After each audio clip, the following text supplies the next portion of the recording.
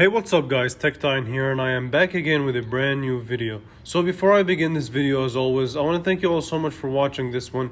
If you enjoy my content, you know what to do. Make sure you leave a thumbs up, make sure you're subscribed to the channel, and as always, I'll leave previous videos linked in the description. Check them out. The support means so much to me. So let's go ahead and get started. And in today's video, I'm actually excited because I finally was able to put together a nice review for the Motorola Moto G Power. And with that being said, let's get started, and we're going to start right off the bat with the design of the phone itself. So the phone entirely is just made out of glass and plastic, the glass being the screen, the plastic is just the rest of the components of the outside of the phone. And the back has this shiny kind of glossy material that transitions between this light gray to more of a darker tone. And the back also has this oval patterns that kind of look like fingerprints. And what they do is really nothing. They're just there for aesthetics. You either like them or you hate them. Me, and that's really my personal opinion on them, I'm not really a big fan, but they don't really harm me in any way, shape, or form. So they're okay. So the back houses your triple camera setup, and the impressive spec about this phone, well, not really impressive, but the one that they really want you to know is the fact that the main camera has a 48 megapixel sensor. The other two sensors are just meant for macro and depth, so they're kind of irrelevant to me. Let's just be real, and I'll explain that in my camera portion review of this video. The front also houses your front-facing camera, and they decided to embed it in the display, or as some people call it, like a hole punch design, so to minimize the bezels of. And also the bottom of the phone houses your speaker, your USB Type-C, as well as your microphone. On the top has your 3.5mm headphone jack as well as a microphone. So great to see a headphone jack in this phone. The right hand side of the phone has your power button and your volume up and down, and the power button also doubles as your fingerprint, and the buttons overall just click and tactile. Now the fingerprint, they made this indentation right between the power button and the volume up and down. It's basically an indication to tell you which is which. Now setting up the fingerprint is relatively easy. Now it did take longer than expected, but as soon as you set it up, it takes, like I said, it takes a second to set up, a couple of seconds. Okay, so as soon as you set it up, unlocking and locking the phone is really quick, especially for a phone of this price. I mean, I was impressed. So it locks it near instant, so very fast fingerprint sensor. Now let's talk about this display. So Motorola decided to go with a 6.6-inch display, and I want to make an adjustment. So in my comparison review between it and the Moto G Fast, I did say that it's a 1080p display. That's not true. Turns out that it's only a sub 720p panel, so it's 1600 by 720.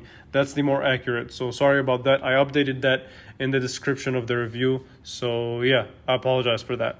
Now, as far as quality goes, it's definitely a quality display. It's not as sharp as I would like it to be, but I was really deceptive. I really thought it was a 1080p panel, and I believed it, because I couldn't tell the difference between a 720p and a 1080p panel.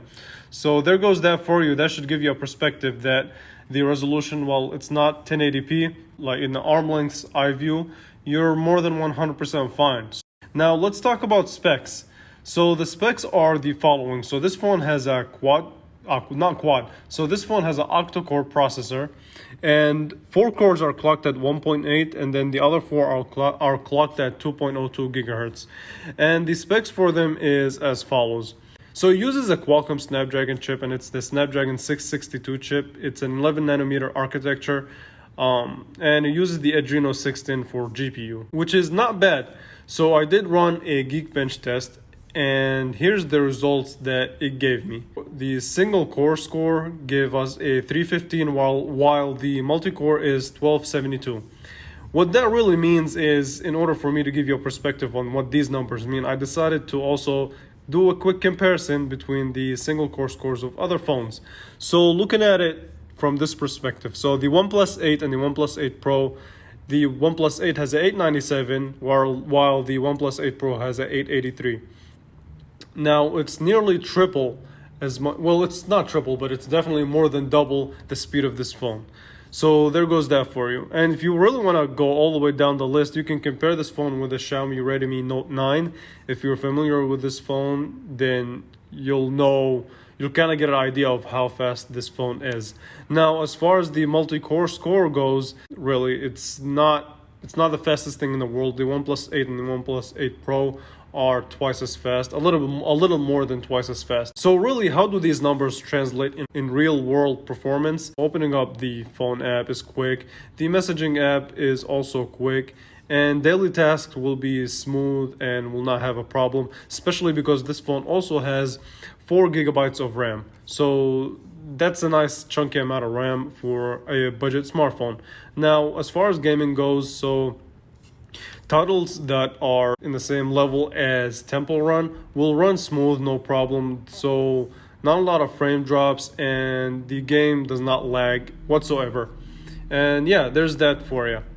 So really that's as far as the performance go. It's a pretty good at what it does. Daily tasks is smooth. It's definitely fast enough for the average consumer.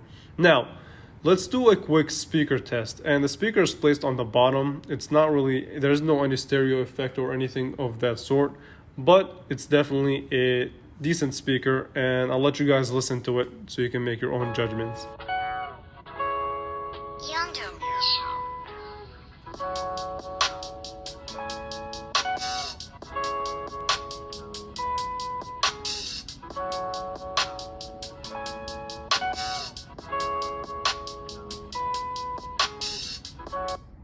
Okay, so as you guys listen, the speaker is not bad. I mean, it's definitely kind of tinty if you turn up the volume all the way up, but overall, a pretty decent speaker.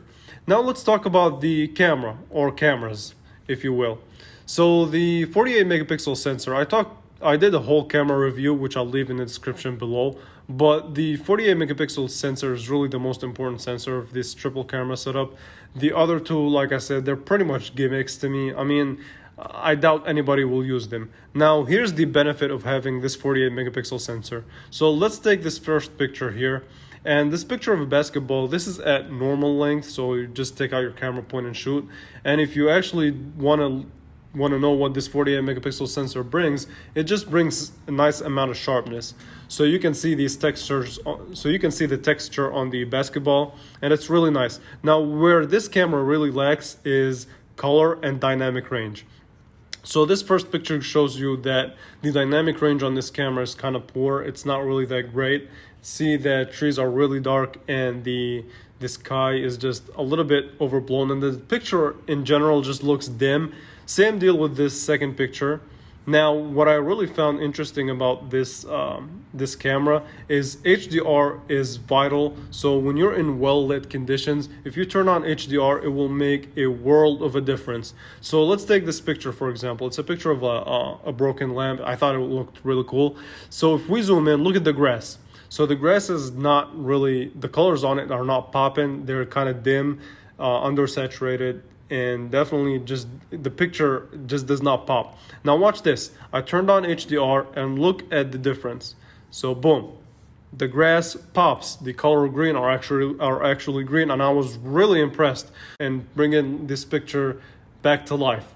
Okay, I think that's the right way, and that's the right wording for it. Now, I want to talk about this phone's main feature, which is the battery. So this phone has a 5000 milliamp hour battery, and the battery on this phone, if you try and use it in the whole day, then you're wild, especially for what this phone is meant for. This phone is definitely going to last you more than a day easy under medium to heavy use. Now under light use, I can see you getting a couple of days out of this phone. Okay, so it's a 5000 milliamp hour battery, like I said, and if you drain it in a day, then whew, man, you need to chill out on your usage, you know what I mean? Okay, and so I want to talk about two special features about this phone. The first one is launching the camera.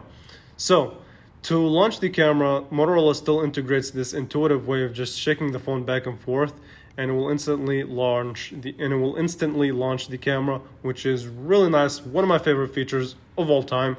No doubt about that. The next thing I want to talk about is raise to wake, and you can get glimpse at your notifications. So when you raise it up, it gives this kind of blue hue, which I think looks really nice and looks really cool. Gives it a more depth. At the bottom you have your notifications, and at the top you have your time, and right below it is your date.